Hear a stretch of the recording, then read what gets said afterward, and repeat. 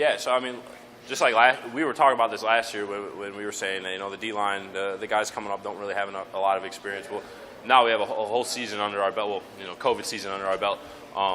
And I think that's huge for the development of the whole D-line.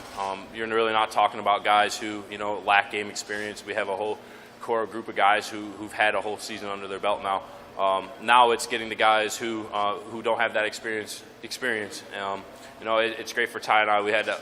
We played the whole season, so now we can help those guys and we can tell them what to prepare for and what it's like and stuff like that. But yeah, no, right now it's a group focus on getting everyone together and everyone being on the same mindset. What does that experience just allow you guys to do that you couldn't before?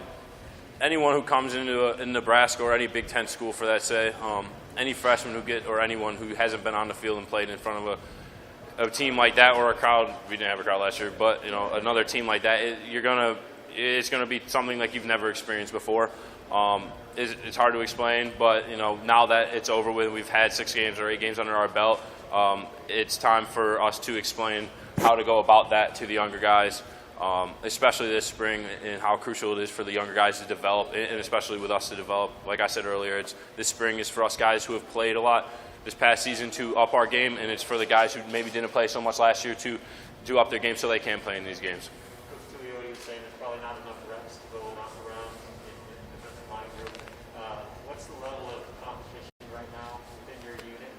How valuable are the reps that you do get this spring? Yeah, I mean, to a football player, reps are probably the most important thing you can get.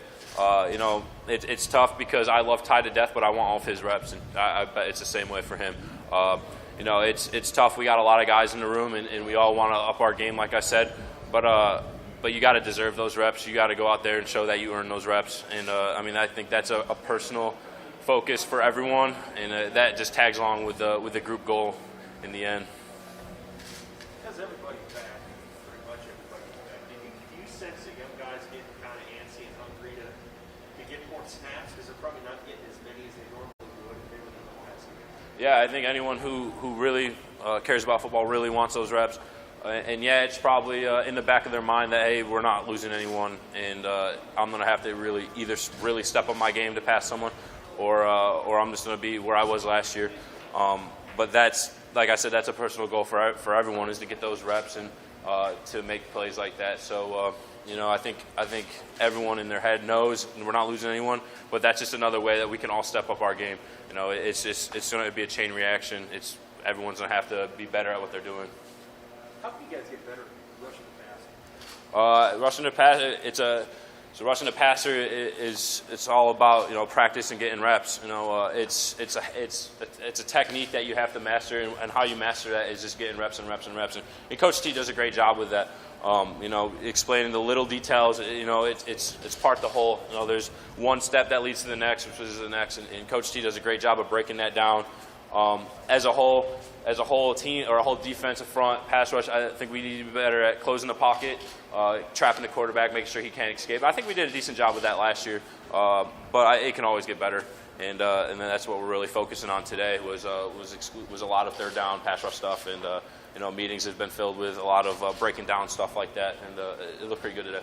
What was your guys' best pass rush game last year? Was it Iowa? Was it another game? I personally think it was Purdue. I think our D-line and our outside backers got after their O-line a little bit. I don't remember how many sacks we had, but I felt like we were pressuring the quarterback a lot. And I think Stilley had 1.5, and Garrett had a couple, and I think that was a really good game up front for us. But it needs to be better. We need to, it can't be 1.5 sacks from the D-line. It has to be 3 or 4. That's our goal. So we got to keep working for that. You guys are trending in a good direction against the run too. What's the next step for you guys? Yeah, that's one of Coach T's main focus, is stop the pass. You got to be able to stop the run first, and we emphasize that a lot in our room.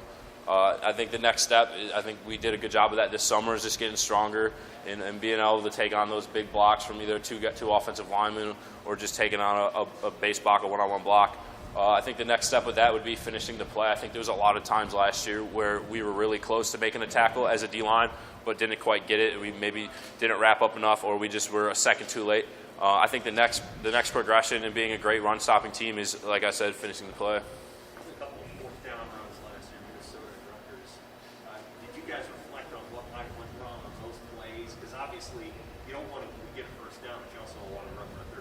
Yeah, I mean, it comes down to the little things. If it's one guy not being in his gap, or maybe we set the front to the wrong side, it takes 11 guys on the field to stop a ball. And I think it was just one guy maybe wasn't in a spot. And Coach Chenander has really emphasized that is everyone has to do their job and has to do their job the right way.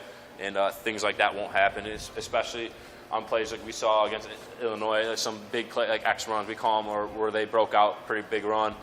It was just one guy not doing the right, or one guy maybe a step behind, or getting cut out of his gap, and little things like that can be fixed, but it can't happen when we're on the field playing a game. One more for Coach Casey. Hey, did you get a black shirt last night? I did not know. What you think of? I mean, it's all ultimately up to Coach Chenander. I'm just going to work my tail off every day. There's really nothing I can do other than just work as hard as I can. I got to think that's a pretty big motivation. Yeah, no, it is. But yeah, again, a black shirt will mean the world to me. But it's not going to stop me from once I get it, it's not going to stop me from working as hard as I can every day either. So.